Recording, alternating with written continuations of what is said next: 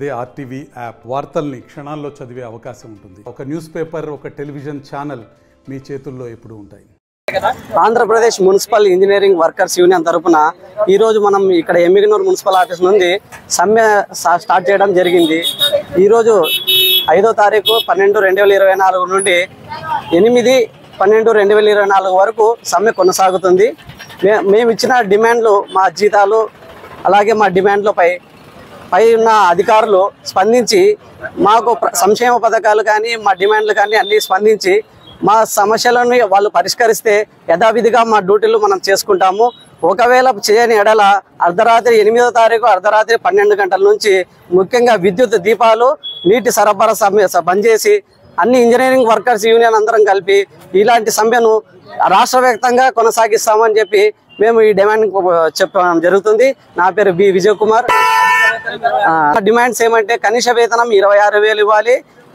అలాగే ప్రభుత్వ పథకాలు, సంక్షేమ పథకాలు మాకు వర్తించట్లేదు. మా ఇంటి వాళ్ళ పెన్షన్లు కానీ, అమ్మఒడిలు కానీ అలాంటి సంక్షేమ పథకాలు అడగడానికి వెళ్తే, అయ్యా మీరు గవర్నమెంట్ ఎంప్లాయీలు, మీకు సంక్షేమ పథకాలు వర్తించవని చెప్తున్నారు, మనము ఏ విధంగా గవర్నమెంట్ ఎంప్లాయీలు అని చెప్పి వాళ్ళు చెప్పాలి. అయితే మమ్మల్ని గవర్నమెంట్ ఎంప్లాయీలుగా ప్రకటించాలి, లేదంటే మాకు సంక్షేమ పథకాలు ఇవ్వాలని కోరుతున్నాము. ఇదే విధంగా ఎక్స్కేసు మాకు చనిపోయిన ఎంప్లాయీకి ఇంట్లో వాళ్ళకు ఒకరికి ఉద్యోగం ఇవ్వాలి. తర్వాత ఆయన చనిపోయిన వారికి ఎక్స్‌రేస్ ఇవ్వాలి. ఇంకా ఇదే విధంగా మా డిమాండ్స్ అన్నీ ఉన్నాయి. మేము డిమాండ్ మన మున్సిపల్ శాఖ మంత్రికి తెలియజేయడం జరిగింది. అలాగే సిడిఎంఏ గారికి, ఎంఏడియు గారికి వినతి పత్రం ఇవ్వడం జరిగింది. మన రాష్ట్ర వ్యాప్తంగా ఈ రోజు నుంచి మళ్ళీ 8వ తారీఖు వరకు సమ్మె కొనసాగిస్తున్నాము.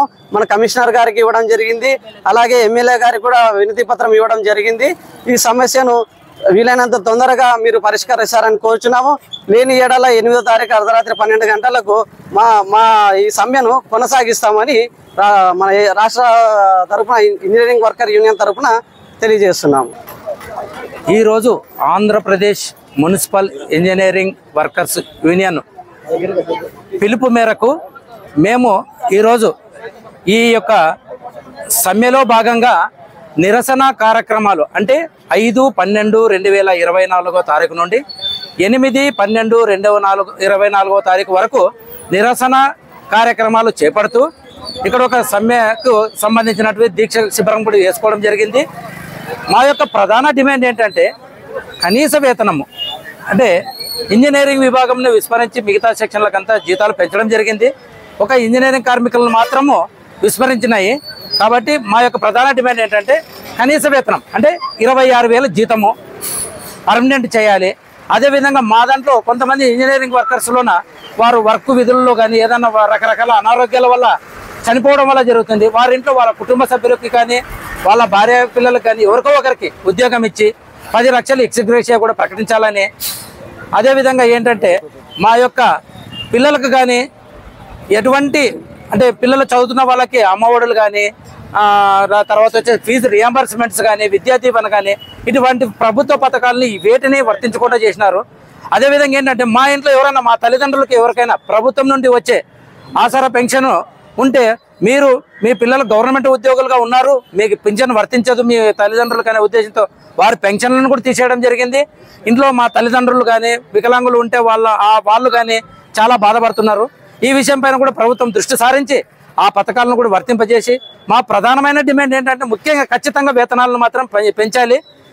అదేవిధంగా మేము ఇంజనీరింగ్ విభాగంలో ముఖ్యంగా ఏంటంటే ఈరోజు సమ్మె చేయడానికి ఉన్న దీంట్లో ఇంజనీరింగ్ వర్కర్స్లోన నీటి సరఫరా, వీధి దీపాలు, పార్క్ వర్కర్సు, అలాగే మోటార్ రిపేర్ వాళ్ళు, డ్రైవర్లు, కంప్యూటర్ ఆపరేటర్సు, తర్వాత వచ్చేసి ఇలా అన్ని రకాల వాళ్ళు ఈ ఇంజనీరింగ్ విభాగంలో ముడిపడి ఉన్నారు.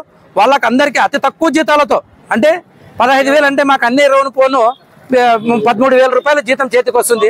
నిత్యావసర ధరలు ఆకాశాన్ని అంటుతున్న సందర్భంగా ప్రభుత్వాలు మా పైన దృష్టి సారించి మా పైన ఒక పెద్ద దృష్టితో మీరు ఆలోచించి మాకు జీతాలు పెంచవలసిందిగా కోరుచున్నాము.